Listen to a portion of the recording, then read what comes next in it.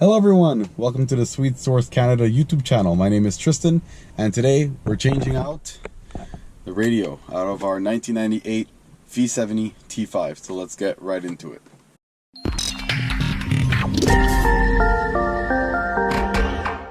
Alright, so step one, removal of this radio. Now before I get into it, I'll just show you guys what's going on with my radio here. So my drives to work have been pretty quiet as of late. So if you look here, full blast, everything works, but there's no sound coming out. So I've noticed this radio works intermittently. Now this issue can be down to maybe your amp is not working, or your actual radio, your head unit itself, or it could be a wiring issue, but there's multiple things that can go into this.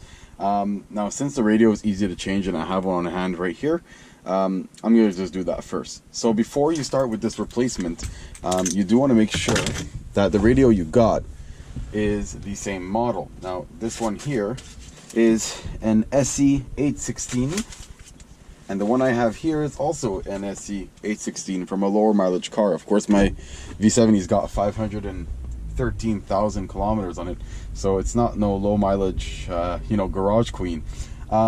But she still runs and drives very well, and I do want music for when I'm driving, so obviously it's a bit painful having those really quiet drives, which are nice sometimes, but not always. So let's begin this simple repair. So the first thing you want to do is, if you have a manual, put your transmission in fourth so you have a bit more room to take the radio out without damaging your shift knob. If you have an automatic, you could put your key in and put the shifter all the way down into one of the low gears, I guess 2, 3, whatever is the lowest gear in that transmission, all the way down. So once that's done, simply here you have these tabs. Now this you could try to press in by hand, but that might not be easy. You can go in with a screwdriver, or in this case I got on my house keys, I do have a Swiss Army knife. So I'll go in one of these and press out these two tabs, one here and one here. Let's go ahead and do that. It's one out. And there you go, and you click it out. That's two. And you just pull out the tab like this until it's out. So once that is out, these are like your two handles that you're going to use to pull this radio out. Now on some of the cars that have these glue-on trims, now this is a factory birchwood trim from Volvo that were installed at the PDI. Sometimes when they install them, they're not perfectly centered, and sometimes the radio actually has a hard time coming out. It's very tight.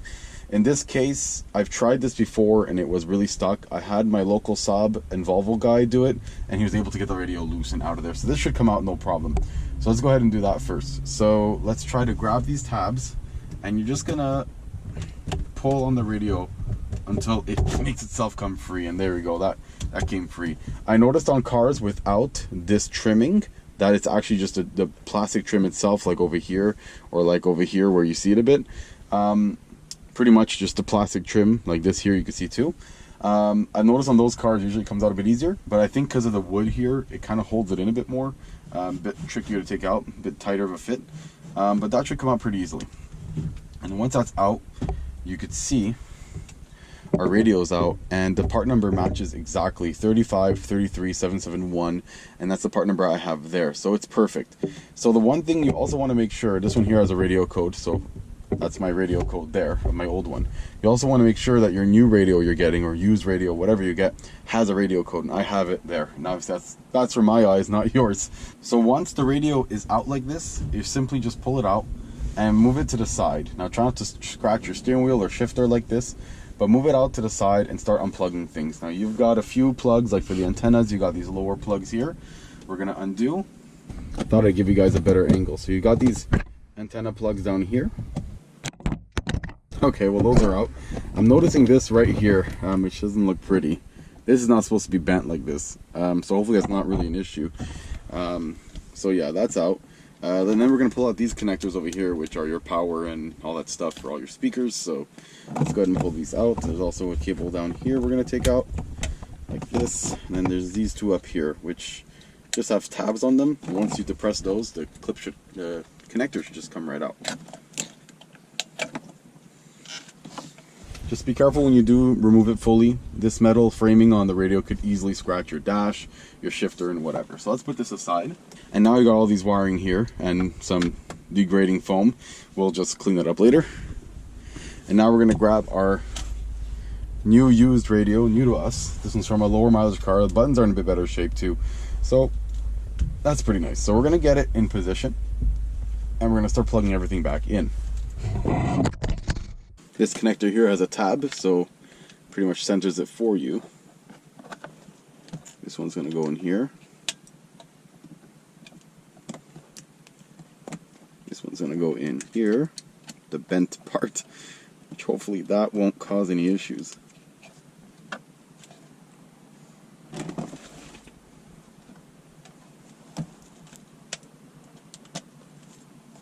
Make sure you press these all the way in.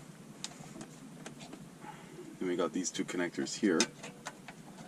And you can't mix these up because one's bigger than the other, and you can hear the radio starting to power on. I'm probably pressing that eject CD button.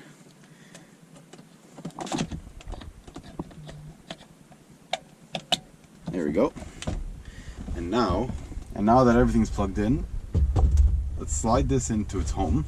And before we press this all the way in, we're going to test it, make sure everything works. So it'll ask you for the code here.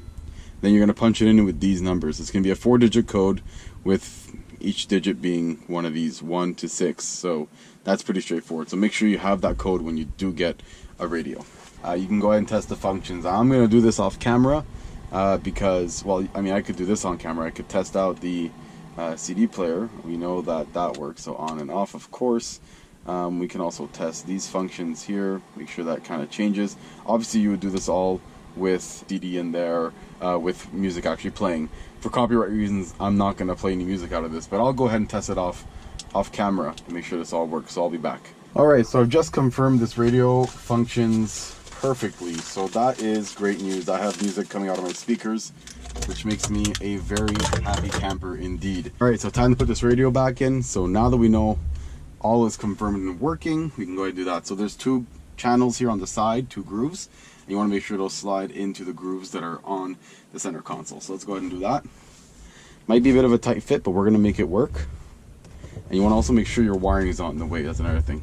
Make sure your wiring is not all in the way.